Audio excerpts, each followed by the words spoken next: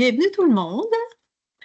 Euh, la dernière, quand on s'est vu avec Valérie Pisano, on parlait d'intelligence artificielle, de toutes les préoccupations, puis plusieurs ont posé des questions sur l'impact sur les enfants.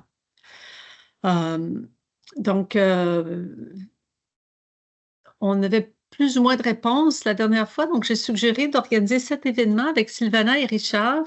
euh, pour mieux comprendre avec Sylvana l'impact des technologies sur le développement des enfants. Puis avec Richard, les actions qui sont prises dans le fond pour s'assurer qu'on gère bien les risques, mais surtout qu'on gère bien les opportunités qui demeurent pour le développement des enfants. Donc, je vais pas prendre plus longtemps pour introduire. Je suis juste privilégiée de travailler avec ces deux personnes qui sont extraordinaires, qui font des choses qui vont faire une différence pour les générations futures. Euh, donc, je ne sais pas si c'est Sylvana qui commence. Je pense que oui. Je vous Oui, c'est donne la moi. parole directement pour vous présenter un petit peu plus, puis décrire ce que vous faites et puis les résultats de la science, puis les résultats de l'action, Richard. Bonjour tout le monde, Richard Monette. Je suis un éducateur en psychologie sportive. J'ai passé un bon ensemble de ma carrière à aider les athlètes olympiques, les athlètes professionnels et surtout les jeunes athlètes à bien se préparer mentalement pour la performance. Depuis 2012, j'ai mis un autre chapeau. On a créé un site par le biais du groupe B210, qui est un groupe privé, une charité enregistrée privée. J'ai développé un projet, une initiative qui s'appelle Actif pour la vie. C'est surtout un site web, puis la raison d'être d'Actif pour la vie, c'est d'engager les parents, d'outiller les parents, surtout en premier, à développer la littératie physique chez les enfants. Puis avec le temps, puis je vais vous en parler plus tard dans la présentation, on s'est aussi beaucoup focusé sur les éducateurs et surtout les éducateurs en petite enfance. Donc, de sport à littératie physique, à engager les parents et les éducateurs. Puis la question que vous devez vous poser, c'est qu'est-ce que ça a à faire avec l'intelligence artificielle, puis les écrans, puis la technologie? Beaucoup plus que vous le pensez, puis on va répondre plus tard. Juste pour ajouter, pendant qu'on attend Sylvana, Richard, en fait, a été instrumental pour le succès des Olympiens à Vancouver, B210. Ça avait été fait pour Vancouver, puis ça devait finir après. Puis Richard a convaincu les donateurs les donateurs voulaient continuer à investir dans les athlètes. Puis Richard a dit, c'est beau investir dans les athlètes, mais avec les enfants qui ne bougent plus, qui sont sur leur tablette, il y a moins d'enfants, ils jouent moins dehors. Il y aura moins d'athlètes. Le pool d'athlètes pour le Canada va être réduit. Donc, il a convaincu les donateurs d'investir dans le développement des enfants par le jeu. Euh, donc, c'est son initiative, c'est son leadership qui a permis de faire une différence pour des milliers d'enfants au pays, puis il y a des ambitions pour faire une différence beaucoup plus grande. C'était pas facile de convaincre un groupe de donateurs qui étaient fous du sport de se diversifier puis de penser à quelque chose de plus, mais maintenant, c'est devenu notre cause principale, l'héritage de B210, ça va être surtout le développement des enfants, autant que la performance athlétique. Si vous avez le temps, à un moment donné, allez sur le site Actif pour la vie. Puis, ce que j'aimerais expliquer, je ne parle pas trop d'Actif pour la vie dans la présentation. Je parle d'apprendre par le jeu actif, qui est un autre site web qu'on a créé, qui est une initiative qu'on a créée. Si vous avez le temps d'aller sur Actif pour la vie, ce que vous allez voir, c'est... Je ne sais pas si vous vous souvenez, en 2010, tout le monde se souvient des Olympiques. Moi, je me souviens des Olympiques. J'étais en 6e année durant les Olympiques. Puis dans le temps, il y avait une vieille publicité de participation qu'un Suédois de 60 ans était en même niveau de forme physique qu'un Canadien de 30 ans. Bon. Alors, ce qu'on a fait, nous, après les Olympiques de Vancouver, c'est que quand on a décidé de commencer à aider les enfants, on a pris le temps de faire une analyse du secteur au Canada qui est chargé d'engager les enfants dans l'activité physique. Puis on s'est aperçu qu'il y avait des problèmes. Le premier problème, c'est que souvent, on culpabilisait les parents. Si vous ne faites pas bouger vos enfants, ils vont être malades. Si vous ne faites pas bouger vos enfants, ils vont être obèses, etc. Puis le deuxième problème, c'est qu'il n'y avait pas de communication entre ceux qui essayaient d'engager les parents et les parents. Donc, c'était unidirectionnel. Fait que ce qu'on a fait avec Actif pour la vie, on a créé un site web bidirectionnel où est-ce qu'on s'est engagé dans la communication avec les parents. Puis on s'est aperçu, on a vite identifié leurs besoins. Puis ce qu'il y avait de besoin, c'était des solutions simples, sans culpabilité, qui s'appliquaient dans leur vie réelle. Fait que quand vous allez aller sur Actif pour la vie, vous allez voir plein d'outils, de contenus, de diagrammes qui atteint ce but-là. Merci d'être là. Et donc, Richard a commencé à présenter les objectifs. On veut parler de quelle place donner à la technologie dans le développement des jeunes enfants. Le punchline, on peut le dire tout de suite, c'est peu. C'est-à-dire que plus ils sont jeunes, moins ils devraient avoir d'exposition. Et ça suit les lignes directrices par les sociétés savantes de pédiatrie sur l'utilisation des écrans chez les jeunes enfants. La première chose que j'aimerais faire, c'est parler un peu du développement du cerveau avant 5 ans, l'importance de cette période pour le développement, le neurodéveloppement. Ensuite, donner quelques statistiques ou quelques résultats d'études sur l'utilisation des écrans et les comportements et la santé mentale des enfants. Et puis, Richard va enchaîner avec la présentation des alternatives qu'on propose aux écrans. Et ensuite, quelques mots sur les investissements à la petite enfance. On a des courbes qui représentent le développement du cerveau entre les âges entre la conception, en fait, et l'âge de 100 ans. C'est une étude qui est très, très importante, qui a été publiée dans Nature, où les gens qui font de l'imagerie du cerveau, c'est-à-dire qui mesurent les structures du cerveau et leur développement au cours de la vie, se sont tous mis ensemble, un grand consortium international, et ils ont mis leurs données pour montrer les brain charts du développement humain. Et donc, ce qu'on voit, c'est que tout ce qui est matière grise, matière blanche, volume sous-cortical, en gros, la physiologie du cerveau et la connexion des neurones se développent très, très, très rapidement entre la naissance et 6 ans. On a ici en gris ce qui reste stable aussi, là, le volume ventriculaire, donc qui se développe tout au cours de la vie. Et en fait, la seule chose qui change, là, pardon, ici, ça c'est le cortical thickness, donc c'est l'épaisseur du cortex. La seule chose qui change vraiment plus tard et qui augmente dans le cerveau, c'est le volume des ventricules, les ventricules étant des trous en quelque sorte dans le cerveau. Alors, donc voilà l'importance de cette période pour le développement. Ça correspond évidemment au développement de capacités de base comme, alors ici vous avez l'âge 0 jusqu'à 7 ans, la numératie, donc la base des mathématiques, très importante pour un ensemble de professions, le langage, le développement du langage, les aptitudes sociales, donc tout ce qui est comportements sociaux avec les autres, avec les adultes, avec les autres enfants, ça se développe très, très rapidement à la petite enfance. Donc, c'est une période critique.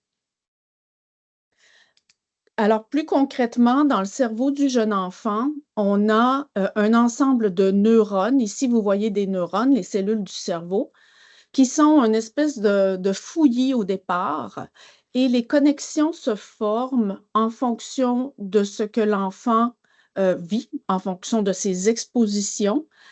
Et là, exposition, on pense à tous les contacts sociaux, les contacts visuels, toute la stimulation que l'enfant reçoit fait en sorte que certaines parties, certaines neurones vont se connecter plus dans certaines régions que d'autres. Bien sûr, il y a la génétique à la base de tout ça, qui est très forte pour la formation des connexions, mais il y a aussi tout l'environnement. Ensuite, il y a un processus d'élagage où les neurones qui ne sont pas stimulés, les connexions non stimulées, s'élaguent. Autre phénomène très important à la petite enfance, c'est la connexion entre les différentes aires du cerveau, donc l'aire des émotions qui contrôle les émotions, l'amygdale, le cortex visuel, la mémoire, les comportements moteurs et en tout dernier, les lobes frontaux qui nous permettent de contrôler, de planifier, de s'autogérer. Et donc, c'est la dernière aire à être connectée avec les autres. Tout ça, c'est la fondation du développement du cerveau et le cerveau étant la source de tout ce qu'on fait. Donc, quand on pense à un enfant qui fait une crise, par exemple,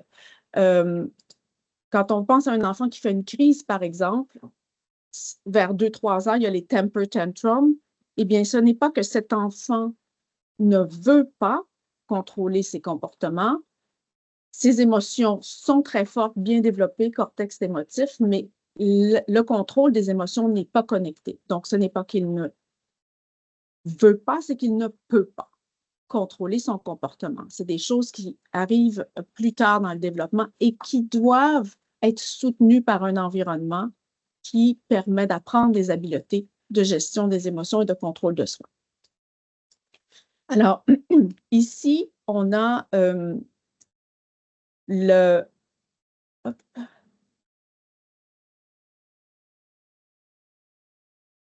Ici, on a le développement en fonction de l'âge. Encore une fois, la ligne en bleu, c'est la capacité du cerveau à changer en fonction des expériences de la vie. Et la ligne en orange, c'est les efforts qui sont requis pour changer en fonction des expériences de la vie. Et donc, ce que vous devez retenir de cette diapo, en quelque sorte, c'est que lorsque vous voyez, est-ce que vous voyez mon curseur ici? Oui. Donc, alors, ça décline très rapidement la capacité à changer, les efforts augmentent très rapidement et que donc, si vous avez un conjoint qui est dans ces âges ici, vous devez être très patient si vous voulez que cette personne change des comportements pour qu'ils soient plus à votre goût. Vous allez avoir plus de chance avec avec des jeunes enfants. Voilà. OK. Alors, qu'est-ce qu'on dit? Donc, sachant ça, qu'est-ce qu'on met dans le cerveau pour qu'il se connecte d'une façon, disons, le plus intéressante possible? Alors, on veut mettre de l'activité physique parce que ça permet d'appréhender son environnement avec le corps, avec tous les sens. C'est extrêmement important. On veut mettre alors, le temps d'écran pour les enfants ici de 1 à 2 ans, ce qui est recommandé, c'est 0 avant 1 an. Et le sommeil, 11 à 14 heures. Donc, l'activité physique, au moins 180 minutes pour les enfants de 1 à 2 ans. Évidemment, on ne parle pas de sport, on parle de bouger. Pour les enfants de 3 à 4 ans, l'activité physique, 180 minutes, donc 3 heures par jour de mouvement, bouger, dont au moins 60 minutes d'activité modérée. Et l'activité modérée, ça veut dire devenir essoufflé. Encore là, on ne parle pas de faire du sport, mais ça veut dire courir, par exemple, sauter, jouer, on devient un peu essoufflé. Le temps d'écran, ce qui est recommandé, ce n'est pas plus de 60 minutes chez les 3-4 ans. Le sommeil, 10 à 13 heures. S'il vous plaît, arrêtez-moi si vous avez des questions en cours de route. Ça sera plus intéressant.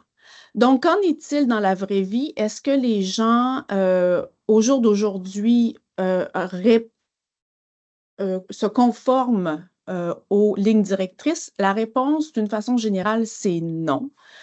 Ça, ici, ce sont des données de 2016. Donc, quand même qui datent, hein, de presque 10 ans. Et on a ici le temps total d'écran des enfants en fonction de l'âge. Alors, on commence à 2 ans, on va jusqu'à 17 ans.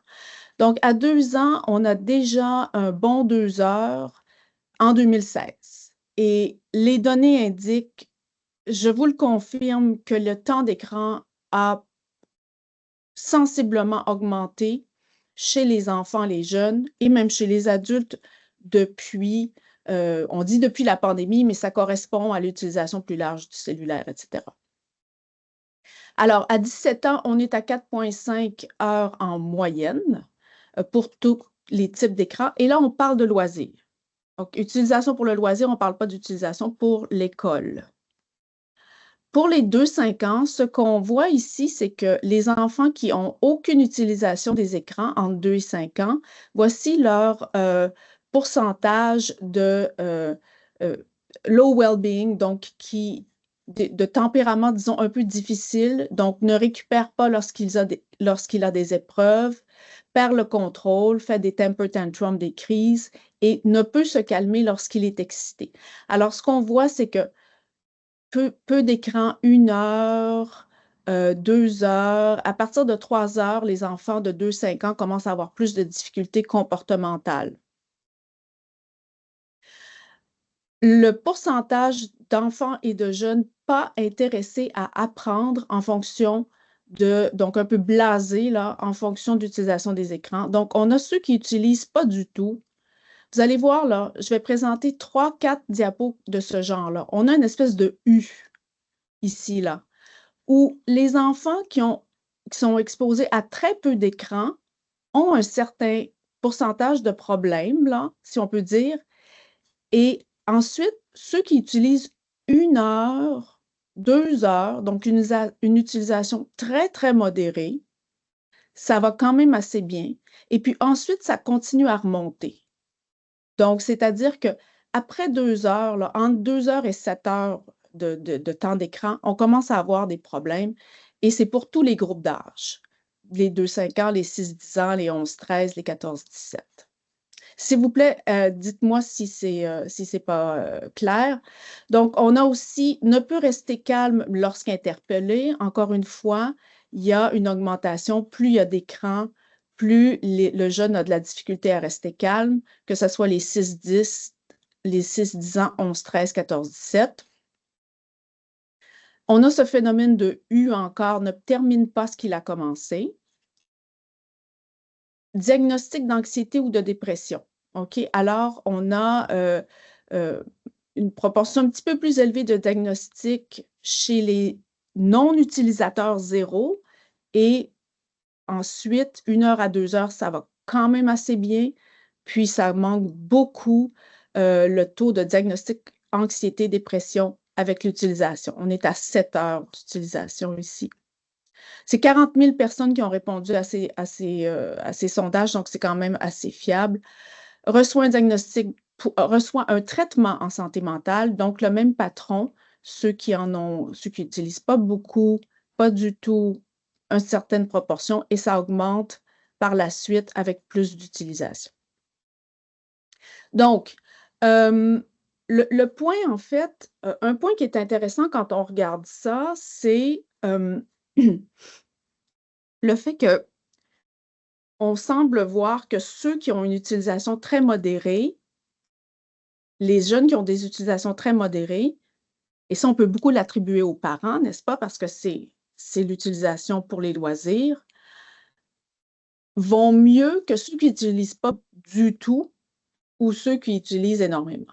Et donc, on peut penser que les environnements où les gens arrivent à offrir un contexte où l'utilisation est modérée, que ça se passe bien pour les jeunes.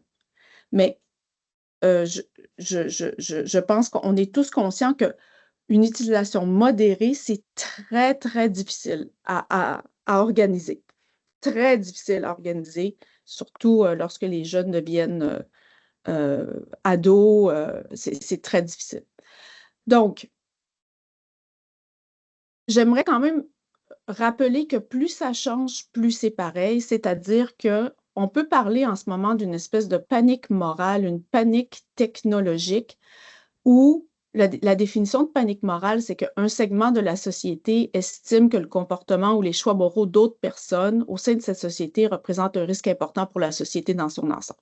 Donc, on a vraiment une situation où les adultes regardent les jeunes et se disent « ça n'a pas de bon sens ce qui se passe, ce ne sont pas des comportements qui sont acceptables ».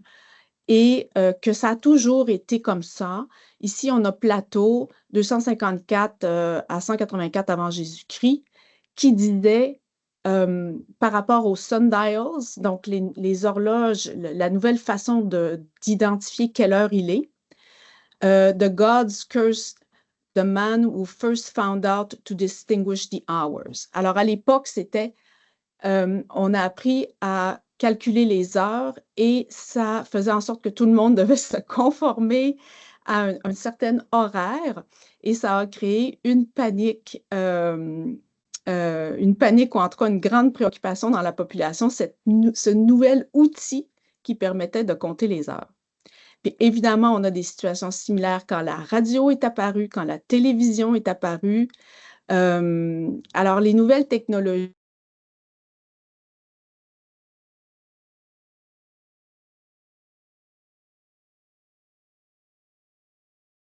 Je pense qu'on a perdu Je l'ai Sylvana. perdu. Oui, OK. Elle semble avoir gelé. Ouais. On va revenir. Je ne sais pas si tu peux nous entendre, Sylvana. Je lui ai envoyé un texto. Je pense que son écran a gelé.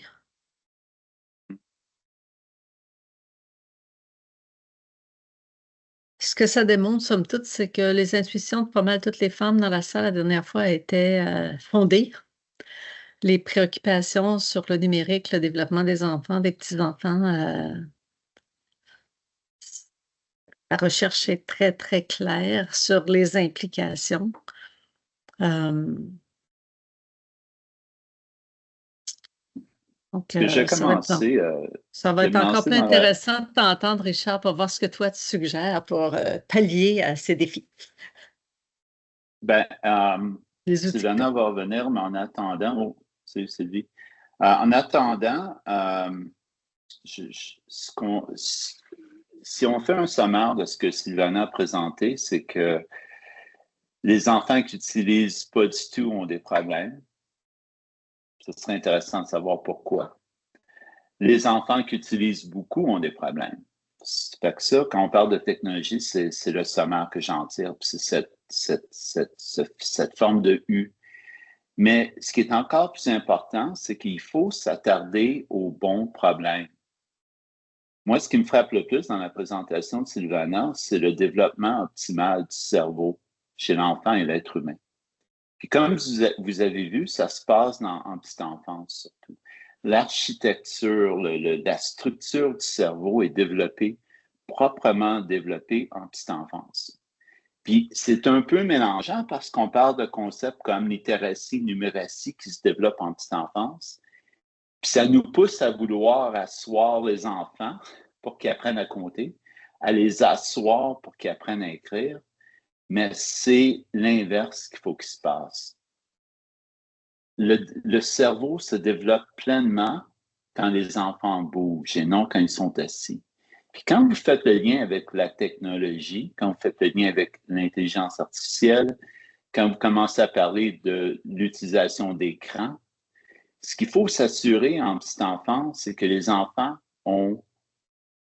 obtiennent un développement optimal de leur cerveau pour pouvoir dealer, pour pouvoir gérer les problèmes de technologie. Moi, j'appelle ça un problème de technologie. Ce n'est pas la technologie en tant que telle qui est le problème, mais comme l'a bien identifié Sylvana dans sa présentation, le problème, c'est l'utilisation excessive de technologie. Puis quand vous comprenez, quand vous regardez la situation autour de nous, c'est un problème sociétal. C'est certain, c'est pareil, c'est la même chose que l'activité physique dans les années 90. C'est plus facile si tout le monde comprend le vrai problème. Puis si tout le monde, en tant que société, en tant que communauté, on approche le problème ensemble. OK, tu peux mettre la première diapo, Sylvana. Donc, il y avait une norme sociétale dans l'ancien temps. Puis je parle de l'ancien temps, moi j'ai 62. Fait que mon enfance, moi, je considère ça l'ancien temps. Là. Mais la norme sociétale était simple.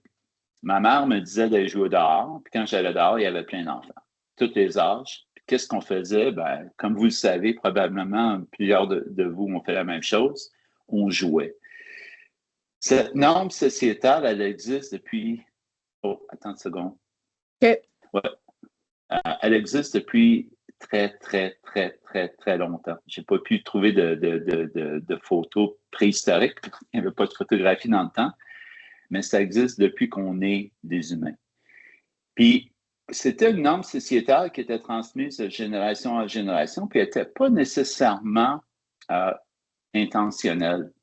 C'est pas parce qu'on comprenait la science que les enfants jouaient tout le temps. C'est que les parents comprenaient que, un, c'était naturel, que deux, ça amenait les enfants à mieux gérer leurs émotions, à manger plus. Moi, ma mère me disait avant le souper, va jouer dehors, puis comme ça, tu vas avoir faim pour le souper. Puis ça leur permettait de mieux dormir. Fait que si vous faites le lien avec ce que la science dit, ben, pour que les enfants se développent pleinement, il faut qu'ils bougent. Ça amplifie les liens, les neuroconnexions dans le cerveau. Puis ça permet aussi d'amener les situations propices au développement. OK, tu peux passer à la prochaine, Sylvana? Oui. Mais ce qui arrive aujourd'hui, c'est un petit peu différent. Aujourd'hui, les enfants sont constamment incités à l'inactivité. Et ça, c'est pas nécessairement intentionnel. Les intentions sont bonnes, mais les actions ne sont pas liées à la raison d'être d'élever des enfants avec un cerveau au développement optimal.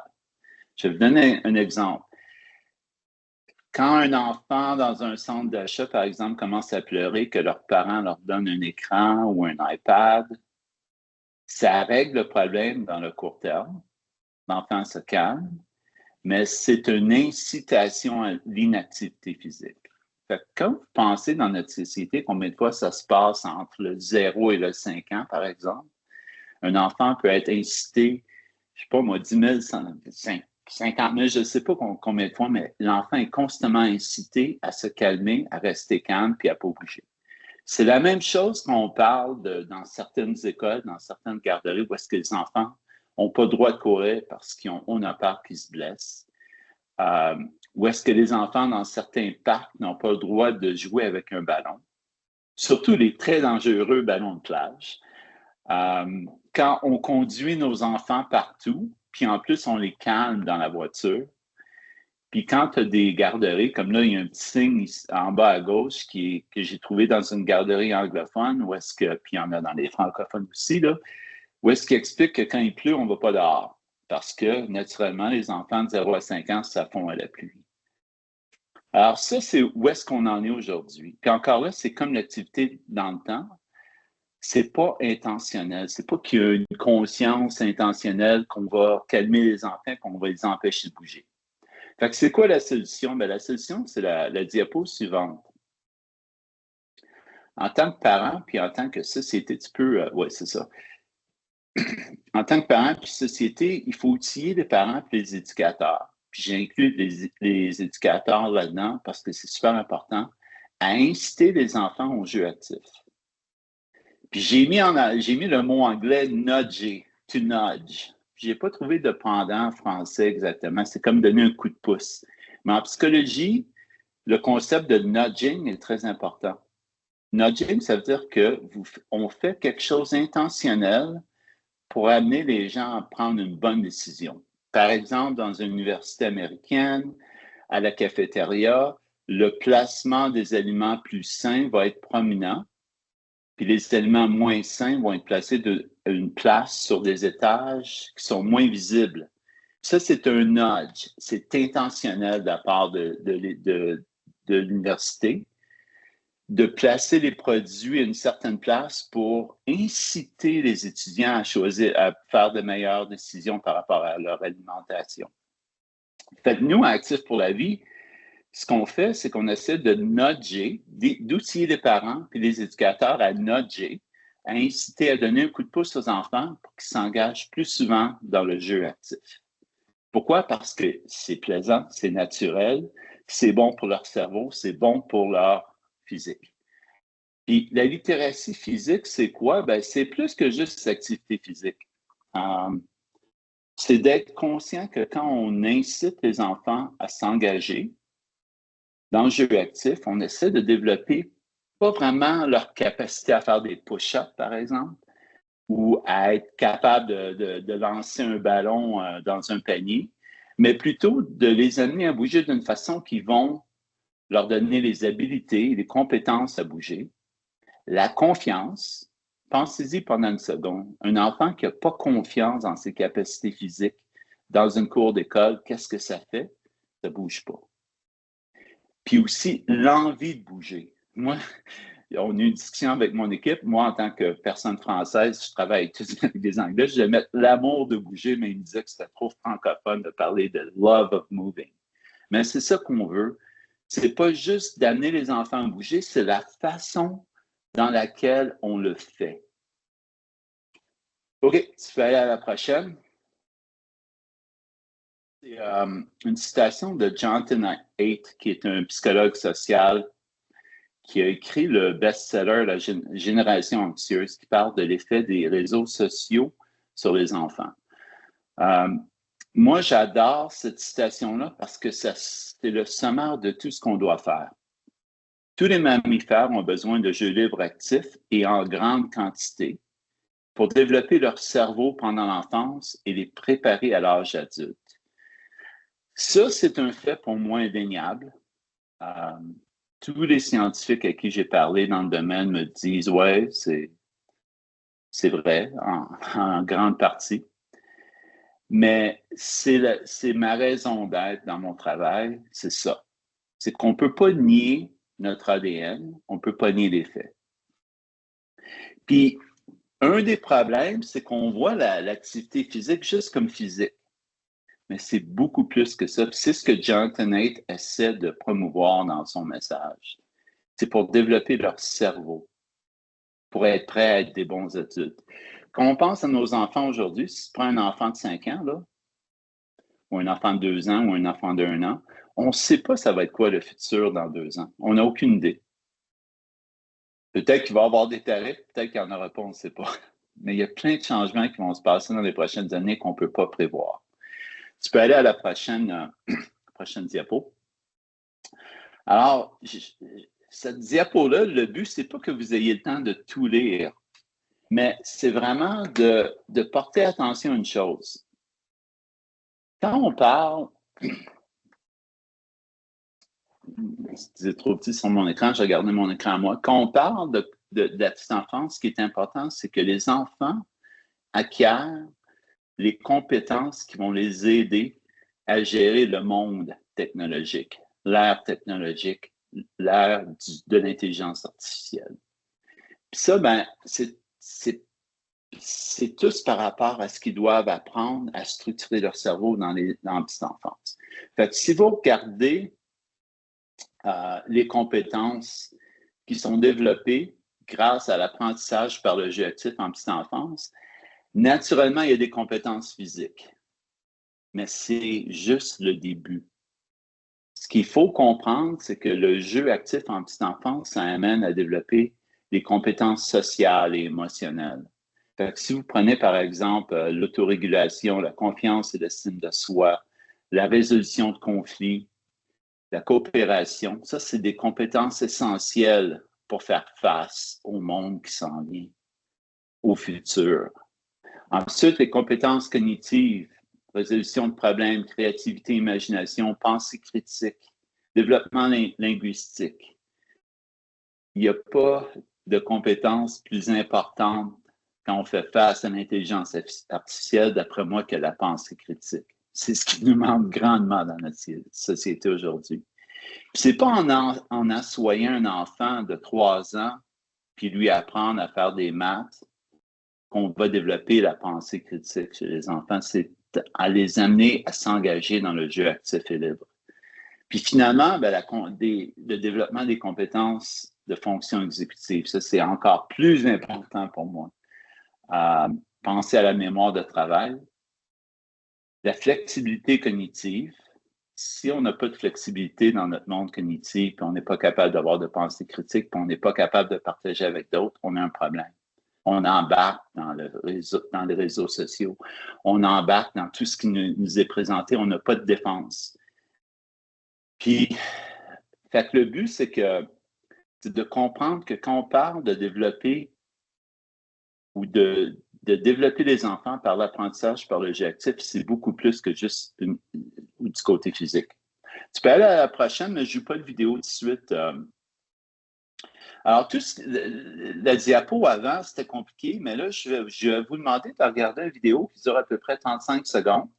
Puis, portez attention, on a pris une activité qui se passe dans un centre de la petite enfance, puis portez attention à ce qui est appris.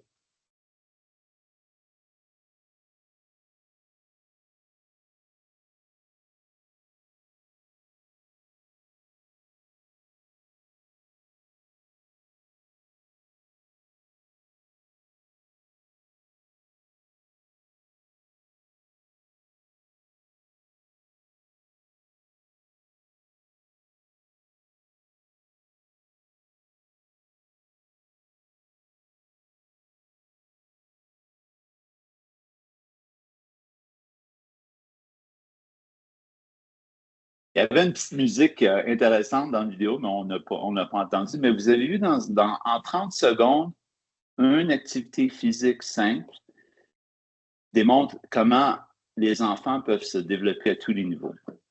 Fait que ce qu'on a fait, l'application pratique de ça, c'est que on a essayé de voir, on a testé ça à Actif pour la vie, on a subventionné une recherche où est-ce qu'on qui s'est passé dans 39 centres de petite enfance qui engageaient 600 enfants, où est-ce qu'on a développé une approche pour outiller les éducatrices à engager les enfants dans l'apprentissage par le jeu actif. Ça semble normal, mais les éducatrices en petite enfance, quand on a fait des études et des sondages, ils ont dit, écoute, moi, je suis pas sportive, je suis pas sportif, je suis pas confortable là-dedans, j'ai besoin de compétences, j'ai besoin de développer ma confiance. Ça a été fait par une équipe de recherche de Montréal University à Calgary. C'est passé dans l'Ouest, en Colombie-Britannique et en Alberta. Les résultats, prochaine diapo, Sylvana. Les résultats ont été pas mal impressionnants pour nous. À gauche, vous voyez ce que les enfants ont amélioré. La dernière, c'est des habiletés motrices fondamentales, ça c'est certain. Ils couraient mieux, ils lançaient mieux, leur manipulation fine était meilleure. Mais on a aussi vu leur habilité de langage et de communication s'est améliorée, la capacité à se concentrer, à résoudre des problèmes, la régulation des émotions, entraînant une diminution des problèmes de comportement. On a vu toutes ces choses-là chez les enfants après qu'ils soient impliqués dans l'apprentissage par le jeu actif au quotidien. Les parents ont remarqué que les enfants géraient mieux leurs émotions à la maison, mangeaient, dormaient mieux et souhaitaient davantage être dehors. Donc, parce qu'ils l'ont fait dans les centres de petite enfance et qu'ils l'ont fait d'une façon où est-ce qu'ils ont développé un plaisir de bouger, ils voulaient le faire plus, puis ça avait des conséquences positives à la maison. Mais encore plus important, on a vu que les éducatrices, puis ça, la raison qu'on s'est aperçu de ça dans le milieu, c'est que 3 ans après la fin de l'étude, on a été voir les centres, puis on leur a dit, est-ce que vous appliquez encore l'approche? Puis 95% ont dit oui, on l'applique encore. Puis là, nos chercheurs ont demandé, vous n'êtes pas obligé, pourquoi vous le faites? Puis là, ce qui en est ressorti, c'est que ça améliorait leur journée de travail. Ça améliorait l'environnement d'apprentissage dans le centre de la petite enfance. Donc, ils ont continué à appliquer l'approche. Puis c'est là qu'on s'est dit, OK, on a quelque chose de vraiment important ici. On a une modalité éducative qui est critique pour les enfants. C'est bon pour tout le monde. C'est très bon pour les enfants. C'est bon pour les parents. Mais surtout, c'est bon pour ceux et celles qui sont chargés d'éduquer nos enfants dans les centres de la petite enfance. Prochaine diapo. Donc, ce qu'on a fait avec ça, on a pris l'approche scientifique, on l'a simplifié pour que ça fonctionne dans le vrai monde, puis on a développé l'initiative Apprendre par le jeu actif. Puis le but, c'est de supporter éducateurs et éducatrices de la petite enfance pour offrir aux enfants un départ solide dans la vie. Fait apprendre par le jeu actif, on ne vend pas ça.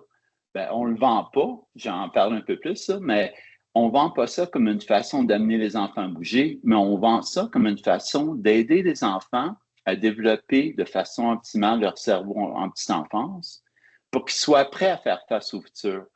Puis le plus grand défi en petite enfance, le prochain défi, c'est de bien commencer à l'école élémentaire. Puis on pourrait parler pendant des heures de la relation entre le succès à l'école élémentaire et le succès dans la vie. Donc, Apprendre par le jeu actif, c'est un programme qu'on a commencé il y a 1 an. C'est gratuit pour les éducatrices en petite enfance, puis les centres de petite enfance.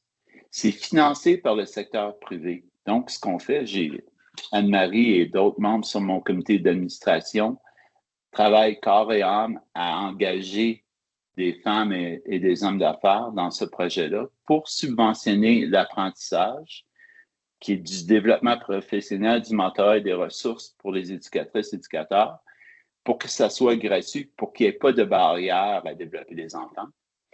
Notre première année, notre pilote s'est terminé il y a 2 jours. On a appliqué le programme dans 210 centres. J'ai mis 200, c'était notre but, on a dépassé. Puis on est engagé maintenant à livrer le programme gratuitement dans 600 centres cette année et 5000 centres sur 5 ans. Ça a été super bien reçu. Les résultats sont très positifs. Donc, on continue. Dernière idée pour moi, ce qui est simple, le jeu actif en petite enfance, c'est la façon optimale de développer le cerveau des enfants pour les préparer au futur. À toi, Sylvana. Oui, merci Richard. Donc, la dernière idée, et je vais y aller rapidement parce que j'aimerais vraiment qu'on ait le temps pour les échanges, c'est comme Richard le disait, les éducatrices à la petite enfance n'ont pas nécessairement les habiletés, les compétences pour faire le jeu actif, l'apprentissage par le jeu actif. Et il y a un problème, en fait, dans nos investissements à la petite enfance. Comme on l'a mentionné au départ, le développement du cerveau se fait beaucoup au cours des premières années de vie, avant l'entrée à l'école, mais paradoxalement, on a peu d'investissements publics dans cette période de la vie. Les investissements publics augmentent avec l'entrée à l'école, mais on a vraiment un mismatch ici, un grand trou dans les investissements par rapport à l'importance de ce qui se passe dans cette période. Et c'est à ça c'est à ce mismatch ou cette incohérence, disons, qu'on s'attaque ou qu'on s'attache parce que on voit dans les études économiques que lorsqu'on investit tôt au cours de la vie, on a un meilleur retour sur investissement que plus tard. Donc, les données économiques montrent que ce qu'il faut faire, ce n'est pas ce qu'on fait en ce moment. Et donc, on doit investir de façon plus importante au début de la vie pour faire la prévention des problèmes puis jeter les bases à un développement optimal. C'est un prix Nobel de l'économie qui a fait cette slide-là. Oui, Jim McMahon. Jim McMahon de Chicago, qui est quand même une école plutôt l'école de Chicago, les économistes sont plutôt à droite, mais c'est peu importe le spectre politique, les gens s'entendent que ce sont des investissements rentables. Là où ça devient un peu plus compliqué, c'est que les travaux d'Ekman sont fondés sur des interventions où on a bichonné les enfants et ça a eu des impacts à long terme. Là, ce qu'on doit, nous, au Québec notamment, avec notre politique familiale, on a l'opportunité de voir en quoi une politique familiale qui se veut service universel à la petite enfance, mais qui n'est pas comme ça dans la réalité, comment ça peut préparer notre capital humain, nos enfants d'aujourd'hui, à la vie professionnelle et personnelle de demain. On sait que notre réseau est associé avec une meilleure préparation scolaire, Alors, l'éducation préscolaire prépare les enfants pour la vie à l'école. C'est la façon aujourd'hui, l'éducation préscolaire en groupe, surtout à partir de 2, 3, 4, 5 ans, où les enfants acquièrent les habiletés qui les préparent pour l'école.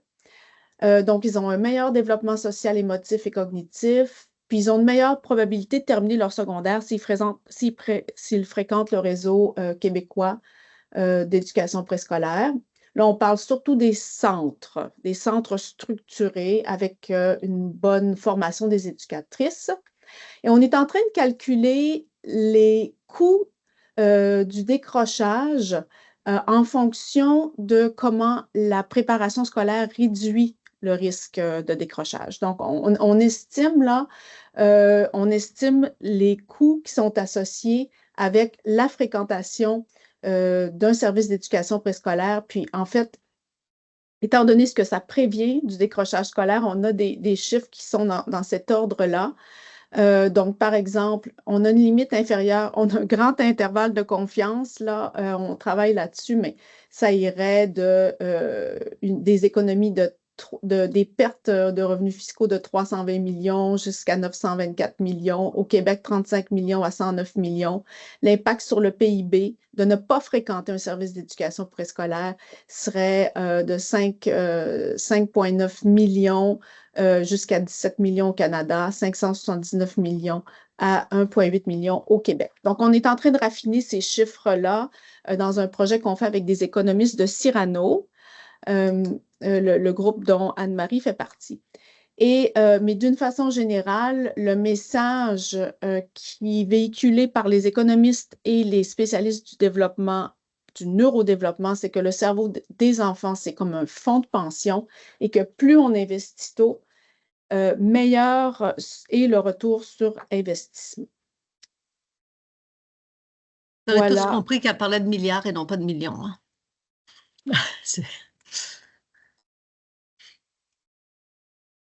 Oui, pardon. 1,8 million. Merci. Oui, merci Anne-Marie. Annette, tu as une question? Oui, j'ai été surprise, moi, d'apprendre que c'est difficile d'avoir un CPE, là, une garderie à Montréal, mais c'est parfois impossible en région.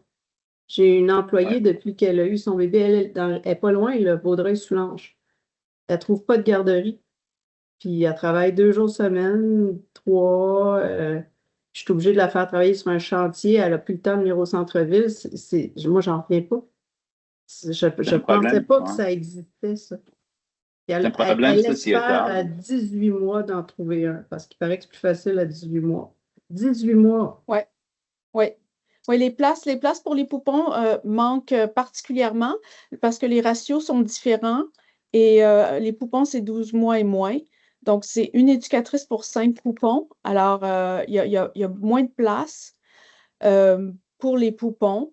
Et la politique familiale, là, elle est développée à 1/3 seulement.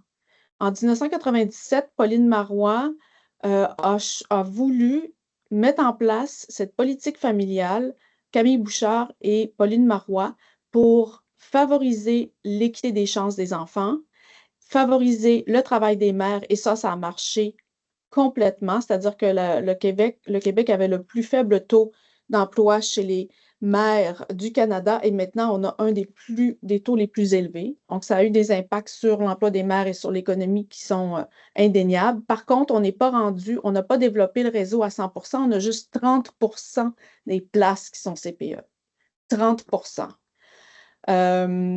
Et là, le réseau privé, subventionné mais privé, s'est développé, mais dans le privé, notamment en région ou dans les quartiers qui ne sont pas nécessairement favorisés, ça laisse à désirer. Le privé en milieu défavorisé, c'est pas comme le privé en milieu favorisé. Et donc, c'est un souci. Alors, pour votre employée, je ne sais pas si, est-ce que c'est parce qu'elle ne trouve rien ou est-ce qu'elle ne trouve pas un centre en lequel elle a confiance? Parce que non, elle ne trouve rien. Elle ne trouve rien. Ben là, j'imagine qu'elle n'enverra pas son enfant dans une garderie qui n'a pas d'allure, mais moi, ce que je comprends, c'est qu'elle ne trouve rien. Fait qu'on a une architecte qui a fait des études qui ne peut pas travailler à temps plein parce qu'elle n'a pas de garderie. Mais C'est c'est la même incroyable. chose, Annick, un peu partout, là, t'as ça. Il y a des salles d'opération qui réouvrent pas parce que les infirmières ne sont pas là. Moi, j'avais plein d'employés où ils devaient revenir puis ils ne revenaient pas. Non, mais c'est normal, ça n'a pas Mais d'allure. il y en a pas de place. Puis Sonia Lebel a fait beaucoup parce que les salaires, c'était en bas de 40 000 par année. Pour un éducateur, c'était le 2 tiers de ce qu'on paye une secrétaire. Là, ça a augmenté pas mal. C'est pas pour rien là, qu'il y a des grèves. Ce pas des emplois très rémunérés. C'est difficile d'attirer du talent Mhm. puis Et de retenir le talent. Puis c'est je vais souvent ajouter quelque chose aussi. je sais quelque chose là-dessus, Marie, avant la fin, c'est que c'est un problème national, c'est un problème à l'échelle nationale. Il y a des déserts de garderies.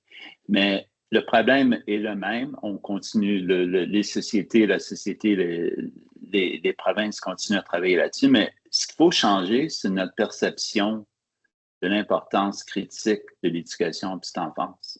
C'est pas juste de dire on a besoin des places. Ouais. Je pense que pour avoir plus de place, on doit conscientiser la société au fait que, hey, tu veux une société qui fonctionne mieux, ben, il faut que tu développes les enfants de façon optimale en petite enfance. Si on commence par ça, ça va peut-être inciter de sortir le problème des garderies de la sphère politique, puis d'en faire, comme dans les pays scandinaves, une raison d'être importante en tant que société. On n'est pas là encore. On n'est pas loin. On a besoin de gens pour conscientiser tout le monde là-dessus, puis qu'on s'entende là-dessus. Faites 3 commentaires. Le site Actif pour la vie est utilisé par plus de 2 millions de parents chaque année. Éducateurs. Éducateurs aussi, là. Donc, le site est disponible. Il y a un grand impact à l'échelle du pays. C'est gratuit. Donc, un autre commentaire, c'est les compétences auxquelles Richard faisait référence. J'étais au Paris AI Summit pour l'adoption de l'IA, puis la France a fait une étude sur les compétences les plus recherchées pour l'adoption de l'IA. Tristement, la compétence numéro 1, c'est de comprendre les lois règlements. Là, technique, là, c'est pas de savoir utiliser de la technologie, c'est qu'il y a trop de lois, il y a trop d'empilades de lois et de règlements. Mais les compétences techniques, c'est assez facile à régler. Le grand défi, c'est les compétences cognitives, sociales, fonctions exécutives, résolution de problèmes. Ça, ils ne savent pas comment former les adultes qui n'ont pas développé ces compétences-là. Puis le graphique de Sylvana était très parlant, comment c'est difficile de développer des compétences plus tard dans la vie. Donc, si on pense au succès de notre société, puis c'est pas la petite enfance, c'est la famille, c'est pas l'éducation. Dans d'autres provinces, dans d'autres États, c'est avec le ministère de l'Éducation. Chez nous, c'est la famille qui gère cet aspect-là des choses. L'autre commentaire que j'aimerais faire, c'est, moi, j'ai refusé de joindre le board de B210 2 fois. Puis on m'a demandé de venir au conseil pour voir ce qu'il faisait. Quand j'ai vu ce que Richard faisait, je ne peux pas dire non. Puis je dois dire, c'est la première fois où il y a une initiative de ce type en 40 ans de carrière, où c'est des hommes qui mènent une initiative, qui sont convaincus que d'investir dans le développement des enfants, c'est des hommes d'affaires haut profil, à grand succès, qui sont convaincus que c'est la meilleure chose qu'ils peuvent faire pour l'avenir de notre pays. Ils investissent à l'échelle du Canada pour soutenir le développement des compétences des éducateurs, puis changer le message sur l'impact économique et social, puis l'importance de ce type d'investissement. J'ai jamais vu, j'ai toujours fait des affaires où je tirais des hommes dans mes affaires, mais jamais où je soutenais des hommes. C'est que c'est assez cool de travailler avec des leaders du monde des affaires qui souhaitent faire une différence dans ce domaine-là. Guy, merci d'être là ce matin. Je te connais pas, mais on est content. Il y a un autre homme qui joint la conversation. Ce serait peut-être intéressant. Anne, elle a un commentaire ou une question. Puis on a avec nous Monique Brodeur qui a fait beaucoup pour l'éducation de la petite enfance, puis l'éducation au sens large. Ce serait intéressant d'entendre ses réactions ensuite. OK. à la fois un commentaire et une question. On parle de jeu libre actif. Est-ce que ça passe nécessairement par le corps? Je demande au nom de tous les nerds de ce monde qui peuvent avoir un jeu libre actif plutôt cérébral ou qui passe par le dessin, le bricolage. Faut-tu vraiment que ça soit physique? Je vais répondre rapidement, puis je laisse la place à Sylvana. Physique, ça peut être défini de bien des façons. Le jeu actif, ça peut être très intense ou pas très intense. Juste une anecdote, en Angleterre, ils ont des problèmes avec les étudiants en médecine, en chirurgie, qui n'ont pas développé la manipulation fine en petite enfance. Tu sais, quand moi, à la maternelle, j'apprenais à découper, ben, c'est physique découper, là. Ça ne veut pas dire que j'ai besoin de sauter puis jouer avec un ballon. C'est notre corps qui nous connecte au monde en petite enfance. C'est une modalité. Il faut que ça bouge pour que le cerveau fonctionne puis qu'on développe les habiletés. Est-ce que c'est trop simpliste, Sylvana? Ben non, non, pas du tout. Effectivement, la motricité fine par l'art, ça fait partie des compétences physiques. Et puis, l'idée, en fait, c'est d'activer les routines, surtout à la petite enfance, mais je pense que ça devrait être le cas aussi à l'enfance, puis même à l'adolescence. Les adolescents ne vont pas dehors. C'est assez incroyable. Du secondaire 1, secondaire 5, ils n'ont pas de récréation dehors. Alors, en fait, activer la routine, puis, vous savez, surtout pour les garçons sont naturellement plus actifs physiquement que les filles. Tout au long de la vie, c'est des différences biologiques de base. Évidemment, il y a beaucoup de variations à l'intérieur des garçons puis des filles, mais les garçons ont aussi des plus hauts taux de suicide et des plus hauts taux de décrochage scolaire. On a beaucoup, on a beaucoup fait avancer la cause des femmes. Aujourd'hui, les femmes réussissent mieux à l'école. Il y a plus de femmes en médecine, il y a beaucoup plus de femmes dans les STEM, malgré qu'on n'est pas rendu aussi loin qu'on voudrait peut-être.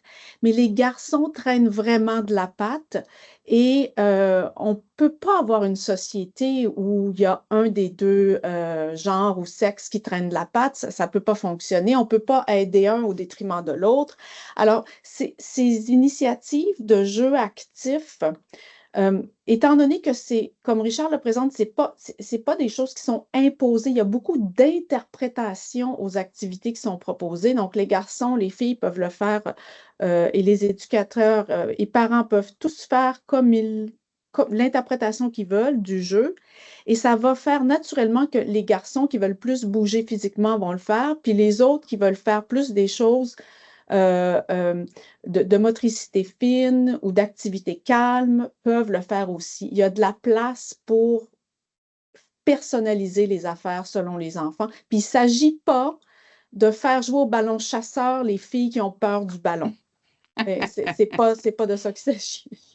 Il faut abolir le stéréotype de nerd et sportif. C'est juste le mouvement, la littératie physique, puis le développement du cerveau par une modalité qui est super importante. Merci vous deux. Merci. Au plaisir. D'autres questions, commentaires? Il y a Mme Goulet. Oui, moi, vous avez commencé à en parler parce qu'on parle beaucoup du décrochage scolaire, surtout pour les adolescents garçons, là. Puis, je trouve ça super intéressant. Merci là, de ce que vous avez partagé avec nous. C'est fort, fort, fort intéressant. Puis, j'essayais de faire le lien. Est-ce que ce genre de programme, si je peux m'exprimer ainsi, pourrait éventuellement, j'espérais en tout cas que ça pourrait aider au décrochage scolaire chez les garçons? C'est absolument ça l'intention, là. Ben, en fait, une des intentions, c'est d'étudier vraiment attentivement les impacts différentiels. Et les garçons commencent moins près que les filles à l'école. Sur la maturité scolaire, là, les grandes études qu'on fait au Québec, les garçons et c'est pas les garçons maturent à un rythme différent et ils ont vraiment des besoins différents au niveau du mouvement en moyenne. Donc, c'est une des hypothèses qu'on va tester. Est-ce que c'est le genre de pratique éducative? Parce que c'est beaucoup les femmes hein, qui sont en éducation, ce qui est d'ailleurs un enjeu. Un enjeu, ça nous prendrait plus d'hommes en éducation pour que les garçons aient des modèles, etc. Et donc, quand on a des éducatrices, on essaie Richard, tout le travail qu'il fait, là, c'est de changer la culture mais si les éducateurs eux-mêmes ont de la difficulté à s'activer, c'est sûr qu'ils vont avoir de la difficulté à activer les enfants. Puis, est-ce que ça explique en partie la moins grande maturité scolaire des garçons? Certainement, ce n'est pas le seul facteur, mais on va pouvoir tester avec notre étude là, si effectivement ça fait une différence plus que les garçons et les filles et que ça les prépare mieux à l'école. Et ensuite, les étapes, c'est être préparé à l'école permet d'éviter un ensemble de problèmes au cours du primaire et place les enfants sur une trajectoire où ils vont être plus confortables pour réussir. Merci, ça explique, oui. On espère. Monique Brodeur.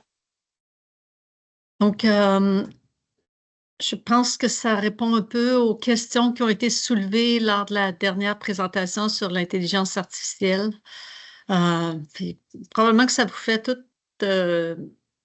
tous et toutes la même chose que ça m'a fait. Ça nous donne envie de diffuser du savoir sur le sujet pour permettre On devait entendre Monique Brodeur. Monique, est-ce que tu aimerais réagir?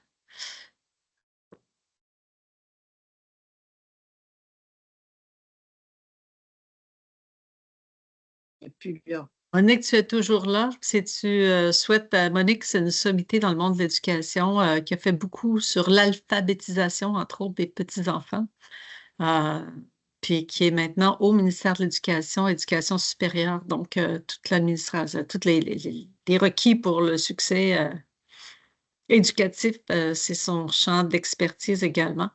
On va peut-être, on pourra l'inviter un autre tantôt si elle souhaite intervenir sur ces sujets-là. Donc, merci à vous deux de la part de nous toutes.